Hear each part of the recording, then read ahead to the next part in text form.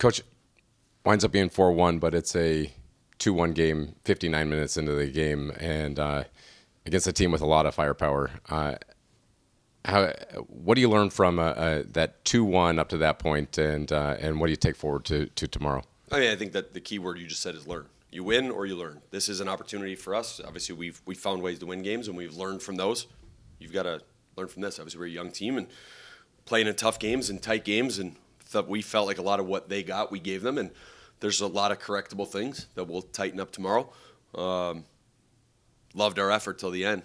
Obviously, I credit their goaltender. I thought he made some big saves. I thought they got some key shot blocks at the end. You know, they score on the power play, and you know, I thought they did a good job on the kill. And it's a tight game. It's a one-shot game, but it wasn't for lack of cracks, and it wasn't for lack of effort by our guys. And I loved our language on the bench. There was a lot of times where we could have got away from it and said something or lost our cool, and I thought our guys just stuck right to the mission, and great opportunity tomorrow night. You get called for 8 penalties tonight's game, and some of those were momentum killers. How does that break up the play? Yeah, you've got to find a way for them not to be momentum killers, and I didn't think our guys let them linger. Like, I thought we actually got mad and built through it a lot of the times. But I would just challenge everybody to, you know, I'm not going to make any comments about it. Just go back and watch them and let me know what you think. How tough is it? The last game, there were no penalties called, and now you go to this. And the face-offs as well. It's you were getting kicked out the first game in this game. Is that tough to teach, to have the players know what to expect game to game when you have different variations like that? Yeah, I mean, I think it's something where you've got to, again, you talk about learning, you've got to be able to read and react. Now, what was different about the last 2 weekends of games, you've got ECAC refs.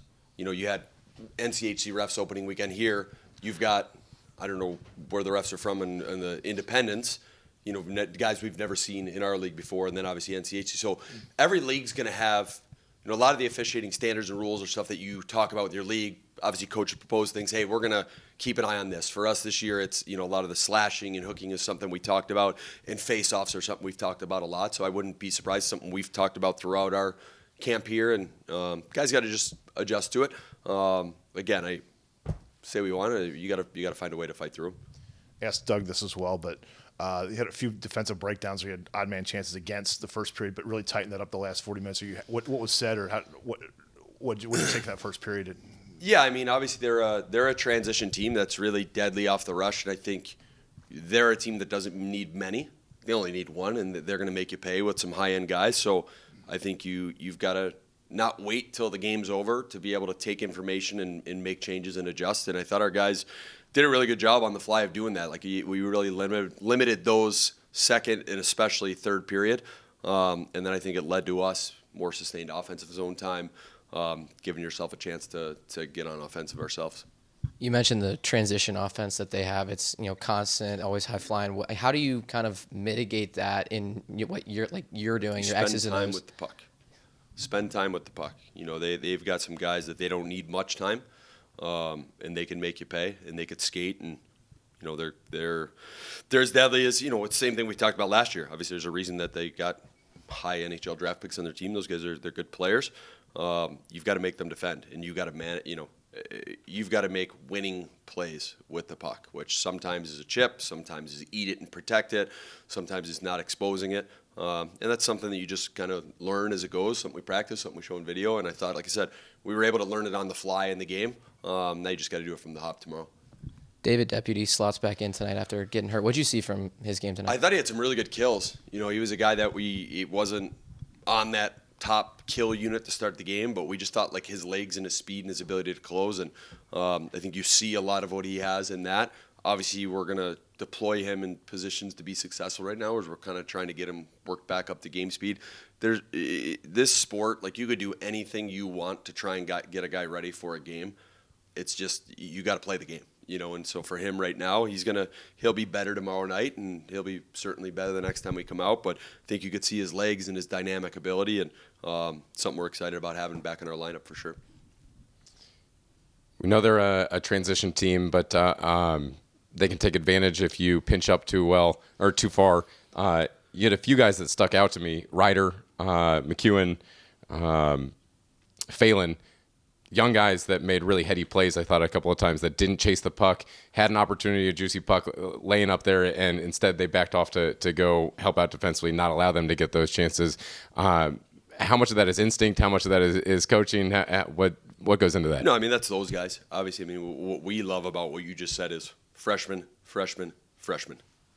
Like, those are guys learning quickly here and playing meaningful minutes against really good teams in key situations. And, man, like, obviously we're excited and we're living right now in the here and now, but, like, we got to keep those guys going. That's why we can't linger on anything with this group. We got to learn from it and we got to move forward because we believe, I mean, we love this group. We love this group, and, like, they fight till the very end. They're going to give you everything they got. Obviously, we got to continue to develop them. We got to build on the good they have. We got to correct some of the correctables and mistakes. But, you know, that will is really hard to teach, and those guys have it.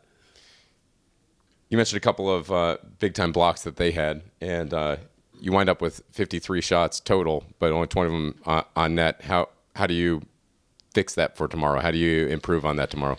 Yeah, I mean, I think, you know, certainly 6 on 5, like, they're packing it in. So you've got to, like, some shot blocks you almost treat like rebounds, where if you could get it by the first guy and maybe it hits the second guy, it's no different than it coming off a goalie. Like, some guys that shoot the puck, we're okay with them blocking it. Like, if Casper wants to shoot the puck and get it blocked 15 times, like, I'll live with that all day long. Like, he's going to keep firing it. But, you know, I think the more time you could spend offensively, the more you could, you know, get fresh guys in the ice and wear a team down, those lanes open up. You know, every team defends the middle of the ice really well at this level, specifically in this league. They're organized, they're structured.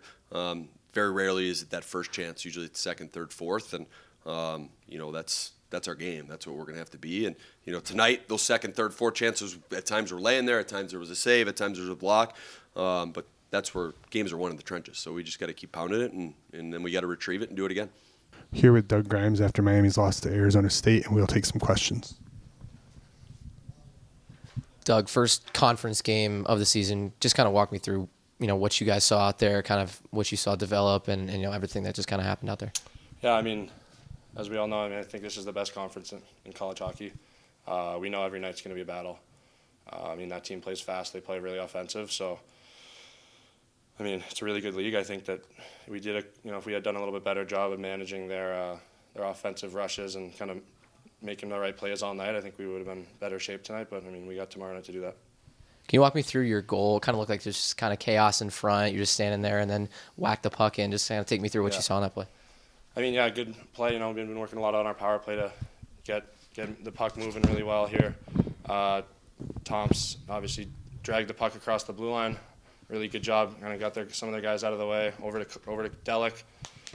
He did a really good job showing shot, kind of freezing their killers, and then down to Giampa. And I mean, he did a really good job. We knew that their net front guy was going to be coming after him, so he protected the puck for a second, was able to spin it down, kind of got to the net, and then that's what I'm supposed to do when I'm around the net, right? So. The first goal comes at 2:15 of the first period, and what are you thinking at that point when you score that early, and then how you bounce back after not being able to score the rest of the game? Yeah, I mean, we had a lot of chances. You know, we were right there so many times throughout the game, especially there at the end a couple times. I had a couple other times where, I wish I should have put the puck in the back of the net. So can't dwell on it too much. Bounces go different ways every night. So hopefully tomorrow night we'll get a couple more bounces and, more goals on the board for us. 16 block shots for them. It's tough to get pucks through. He had a lot of overall shots, but tough to get them in on net when they're blocking them all down like that. How do you get through those blocks tomorrow? I think it's just really being patient, poise. We're all really good players here, so just believing in that and knowing, we all know when there's a guy in front of us, if we're not getting it through, just, we make better decisions and pass around it or put it off the end wall. Just, make better decisions with the puck here. Doug, first period, you guys had a couple of breakdowns offensively, but really tightened up the final two periods. What was said with intermission to get you guys back on track defensively? Yeah, like I said, their team is fueled by transition, fast, offensive play. So, we honed in on the fact that we can't feed into what they're good at. We gotta do what we're good at and not let them do what they're good at. So, we got to play hard, we got to play physical, and we can't be giving them odd man rushes. We can't let them get up the ice fast. And once we clean that up, I think we had a really good defensive last 2 periods, and I mean they only had another power play goal and then an empty netter. So I think we'll be clean tomorrow night and should be good.